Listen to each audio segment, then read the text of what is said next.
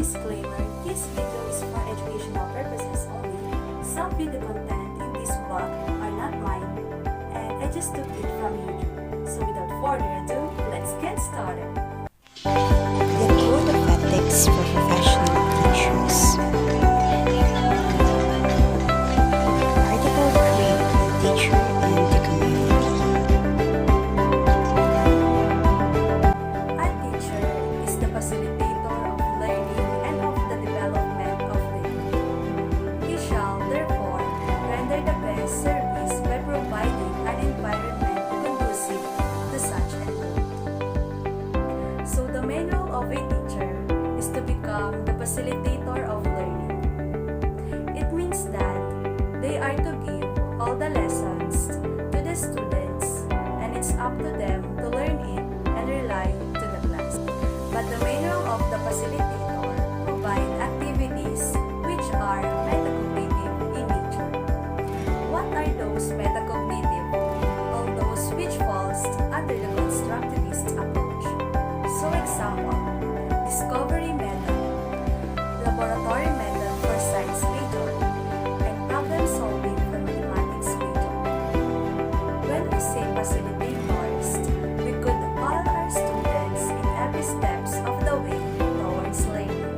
Likewise, part of facilitating learning is to ensure that the environment is conducive for the learning process, like the classroom management. So in that role of a teacher as a facilitator of learning, every teacher shall provide leadership and initiative to actively participate in communicate movements for moral, social, education, economic, and civic betterment. Teacher should act as a community leaders when it's needed.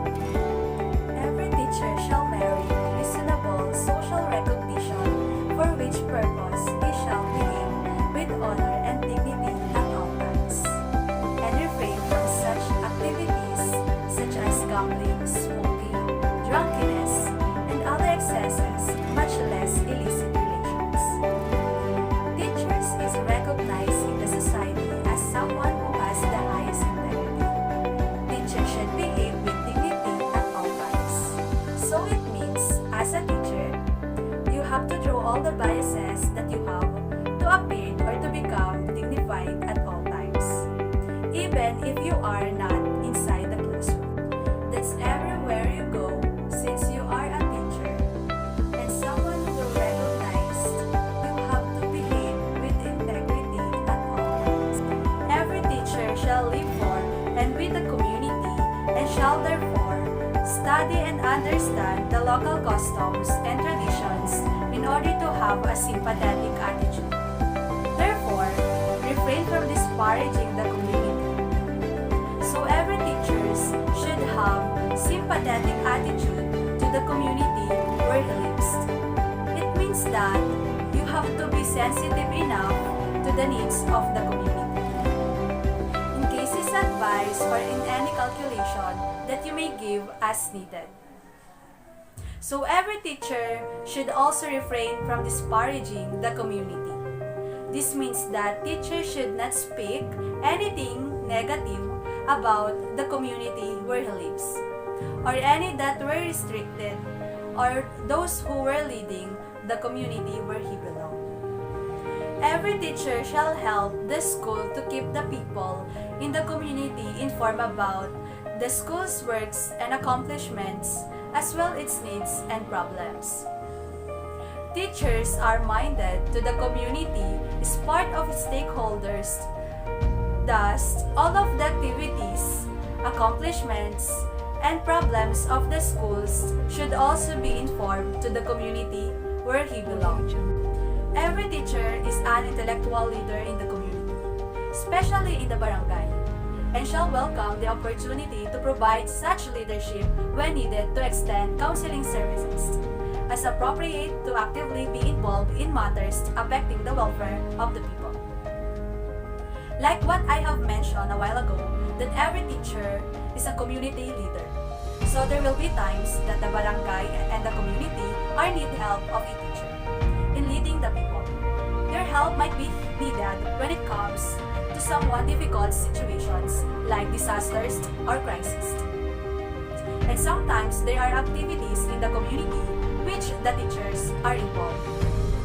Every teacher shall maintain harmonious and pleasant personal and official relations with other professionals, with government officials, and with the people individually or collectively. So every teacher should maintain good relationships with all the government officials in the community, within the barangay, or within the local government. This is in order for them to take care the welfare of the people and to work hand in hand regarding on the needs of the Creating a positive school culture.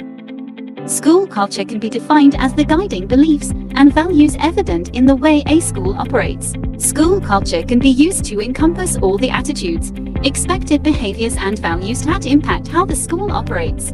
Can anyone give me examples on how to create a positive school culture? Miss Michaela. Student opportunities. To create a student-centered school culture, leaders can strategically create opportunities for student leadership and seek out unique ways to engage students in non-traditional roles. In one example, if you are a principal, you should utilize school data to create a service learning club that enhances students' social skills at the same time. Very well said. Next, Mr. Oreglo. Teacher leadership. Create a teacher leadership program that utilizes the strengths of your staff members for school improvement. To accomplish this, leaders should allocate time and resources for training teacher leaders and how to effectively provide instructional coaching for colleagues. This type of training is an often overlooked component of teacher leadership program. Indeed. Next, Miss Fritz. Community engagement. We must go beyond traditional PTA activities and seek to engage members of the school community that are a diverse representation of skills, talents, and activities. From creating a career day that celebrates community members to recruiting classroom volunteers from the community to asking parents to serve on an events committee. What a nice idea you have, class. Let us listen from backbenchers out there, Mr. Vaughn. Professional learning. In conjunction with teacher leadership, professional learning opportunities are a powerful way to boost school culture. To generate a culture of learning and growth for all, the teaching and learning of adults must be an integral part of the learning cycle in the school. Parent seminars, teacher training, student partnerships, and mentoring are all powerful examples of adult learning, which connote the learning cycle for students, as well as how to learn from mistakes. You got the idea. Last is Miss Braille Gian. Good morning, Dr. Biduya. For me, establishing school norms that build values. Your school and classroom should be clear to all students and should be well regulated. However, this doesn't mean that you need to establish rules for every possible situation. Instead, create a school norms that focus on building positive values in your class. This helps kids to learn not just what they should and shouldn't do, but why they should or shouldn't do it. So to conclude everything, a positive school culture is a place where your efforts are translated into positive experiences for both staff and students. Success, joy, and accomplishment are all the main features of a positive school culture. When the school has a positive culture, teachers are excited to work because they see the bigger picture, and the students are in a better position mentally and emotionally to learn. So I have learned that as a good teacher has a powerful faith in the future. I believe that we teachers will guide our students to grow and develop their skills and knowledge and shape them as a human being. We teachers must also understand the effects, motivation, the fears of students in learning. And I believe that social interaction is the reason why we actively collaborate our ideas and opinions. And I think we should develop our self-confidence